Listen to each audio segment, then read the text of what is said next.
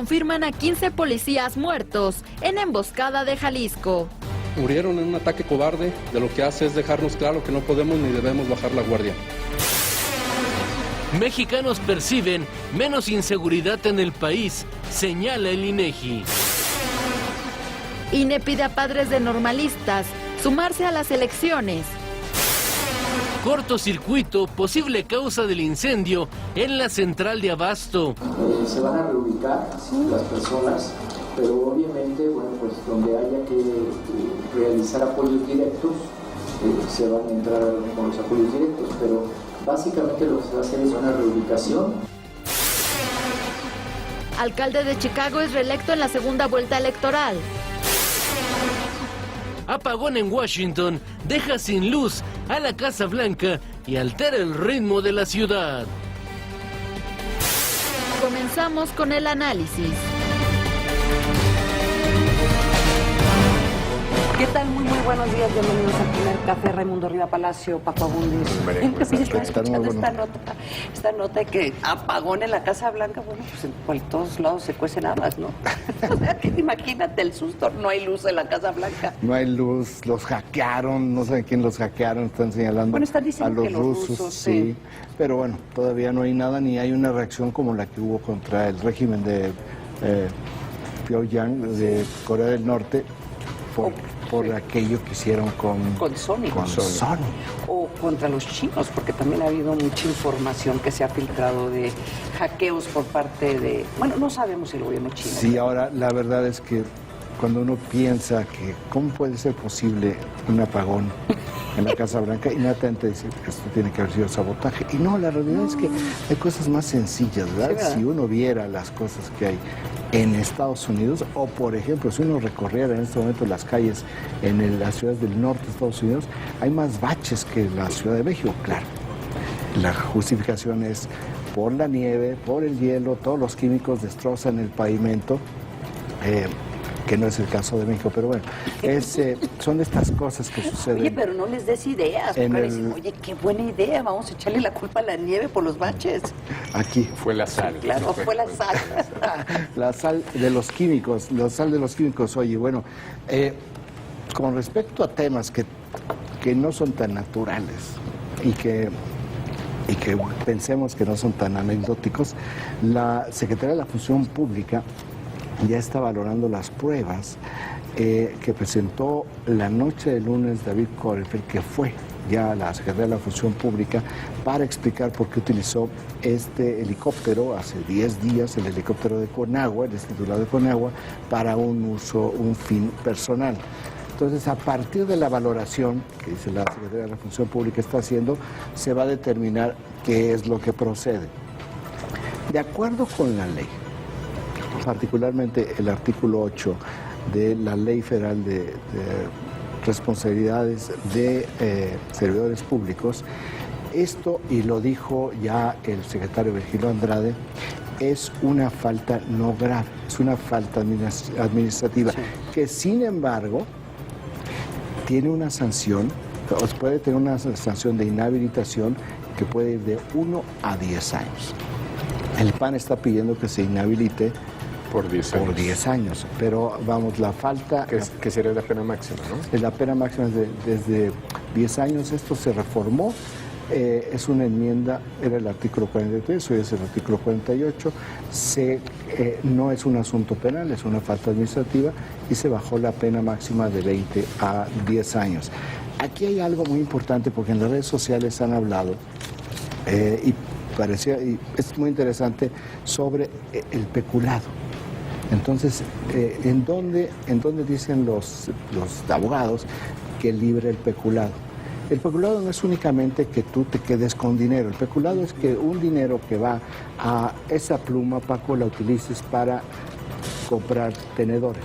Necesitas un permiso de una autorización de la Secretaría de Hacienda. Okay. Eso es peculado, no necesariamente tienes que quedarte con el dinero. Entonces, él sí hubiera cometido peculado, pero las resuelve con el pago del servicio. Sí. Entonces él brinca la parte peculado, que es penal, y se queda en una falta porque lo paga, se supone que ella, claro, que pagó el costo del transporte. Esas son de las pruebas que debe de presentar. Sí. Si no lo hubiera pagado, se le podría fincar el delito de peculado, que ya entra en otra materia. Pero vamos, que violó la ley, sí la violó. Que la ley dice que no es una falta grave, y es una falta administrativa, también lo dice. Se establecen sanciones. Aquí es, ¿qué es lo que va a pasar? Bueno, pues yo creo que si la presión de la opinión pública se aminora, pues la va a librar. Eso en la parte legal, en la parte mediática, creo que y en la mediática es un tema de argumentación, de para qué lo utilizó y si era una emergencia o no, que creo que es lo que está cuestionando también Acción Nacional. Que no era una emergencia, ¿verdad? Si tú tienes un problema en la rodilla, pues a menos de que te sucede en ese momento de que estás haciendo un asunto de trabajo o en algún otro caso y tienes un accidente, bueno, ahí sí se considera una emergencia. Ahora, aquí lo que estamos viendo más también en los medios es un cuestionamiento de cómo se están usando los helicópteros. Porque esto ya derivó en un cuestionamiento. Y va a haber un cuestionamiento, y lo vimos en el spot que sacó el PAN ayer, en reacción que les bajaron el spot sobre los relojes y César Camacho, sacaron un spot donde supuestamente le preguntan a la gente, ¿estás de acuerdo que el presidente se haya llevado 200 personas a Inglaterra?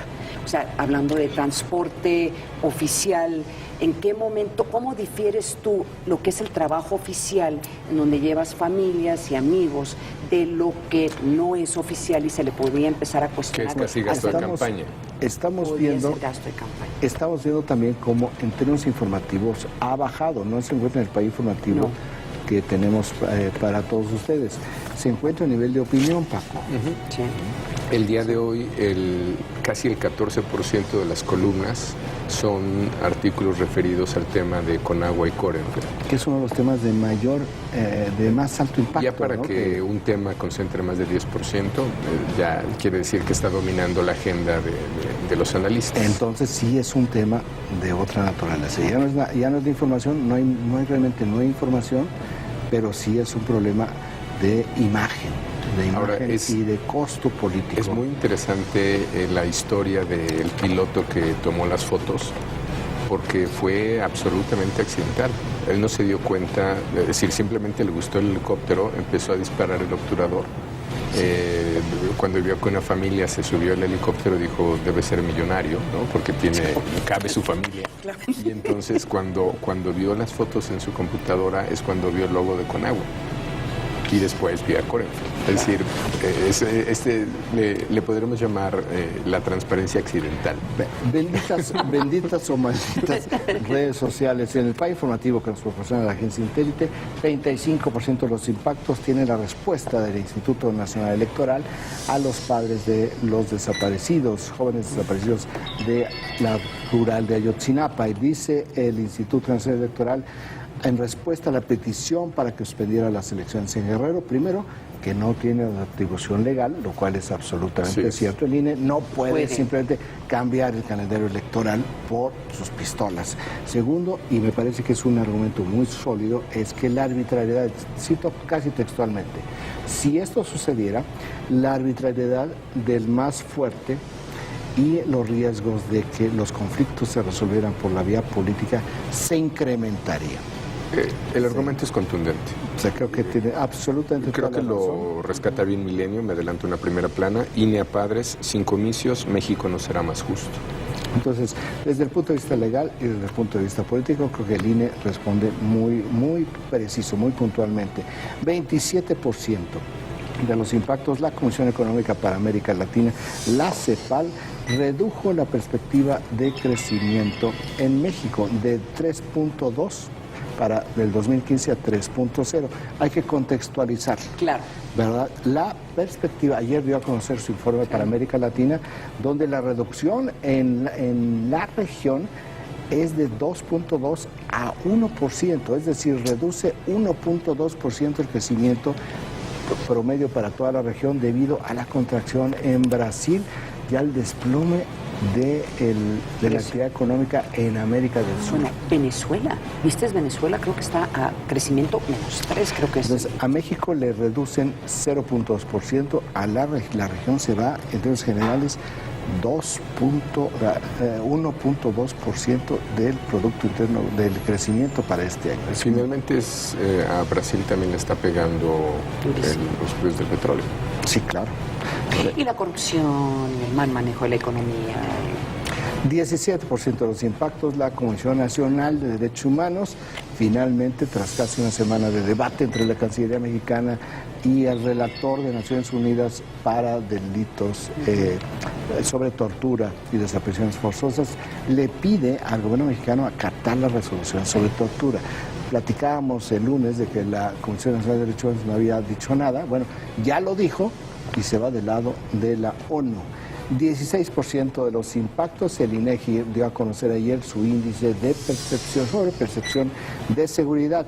Se redujo en el primer trimestre del año, comparado con el primer trimestre del 2014, de 72.4% a 67.9%. Sin embargo, esta mejoría en la percepción tiene algunos datos contradictorios, como por ejemplo que más del 50% de los encuestados dice que la situación sobre seguridad o se va a mantener igual o va a empeorar. Y un dato fundamental, 6 de cada 10 mexicanos han modificado sus patrones de conducta y comportamiento derivado de la seguridad. Esto me parece que es lo más importante, porque ya te altera toda la vida cotidiana. Pero es importante decir que es la primera vez que no crece.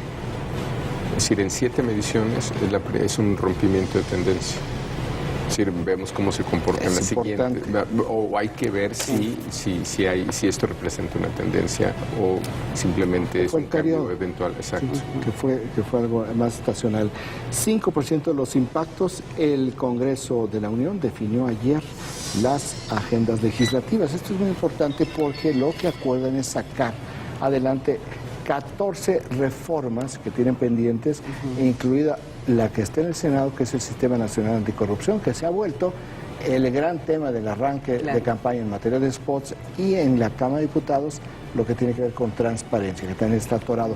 Pero entre las legislaciones que tienen que sacar las reformas, pues se encuentra también ya la creación de la Fiscalía General, con la cual se daría paso, muere la Procuraduría General de la República y nace la Fiscalía General, la desindexación del salario mínimo. Hay que recordar que para que se pueda establecer un mínimo en el salario mínimo, pues lo primero que tienen que hacer es desindexarlo de todo, porque el salario mínimo está indexado a multas, por ejemplo. Sí. Entonces, si no logran cambiar ese criterio, entonces sí es muy difícil llegar al salario mínimo. Hay una agenda, a ver cómo lo sacan de aquí, porque estamos hablando aquí al 30 de abril. A lo mejor podrían declarar extraordinarias, pero sí va a estar, lo veo difícil, porque todo el mundo también va a estar en campaña. Pues son 14 reformas. Y de hecho, más adelante aquí en el programa nos va a acompañar una senadora para hablar sobre una de las reformas que están proponiendo, que tiene que ver con la ley antilavado. Y con eso nos vamos a un corte. No se vayan.